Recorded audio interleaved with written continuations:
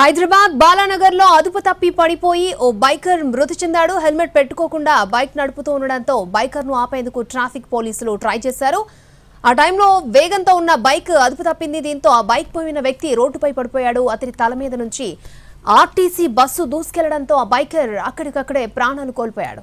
వాహనదారులు గుమిగూడడంతో రోడ్డుపై traffic jam అయింది. ట్రాఫిక్ పోలీసుల నిర్లక్ష్యం కారణంగానే బైకర్ చనిపోయాడని వాహనదారులు ఆరోపిస్తున్నారు. మృతుడి కుటుంబ సభ్యులు ఘటనా స్థలానికి చేరుకుని ఆందోళనకు దిగారు. మృతుడి కుటుంబ సభ్యులు బంధువులకు పోలీసులకు మధ్య వాగ్వాదం జరిగింది. లాఠీ చార్జీ చేసి వారందరినీ చెదరగొట్టారు పోలీసులు.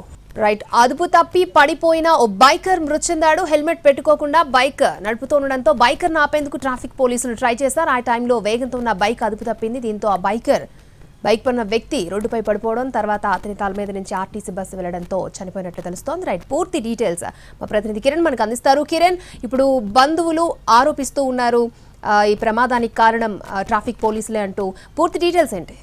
అక్షయ, బాల్నగర్లో దారుణ ఘటన. ఈరోజు ఉదయం 11 గంటల ప్రాంతంలో బాల్నగర్ ట్రాఫిక్ పోలీస్ స్టేషన్ సమీపంలో ట్రాఫిక్ పోలీసులు వాహనాలు ఆపి ట్రాఫిక్ ఛానల్ విధిస్తూ ఉన్నారు.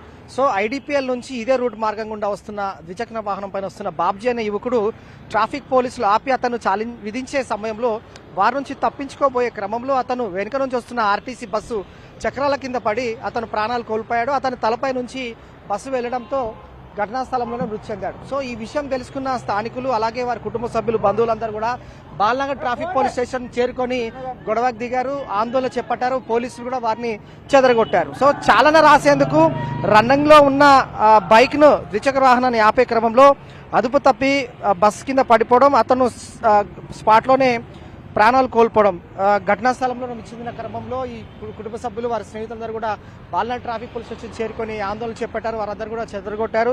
సో ట్రాఫిక్ పోలీసుల నిర్లక్ష్యం వల్ల వ్యక్తి ప్రాణాలు కోల్పోయారంటూ కూడా రోడ్డుపై బైఠాయించి ఆందోళన చేశారు.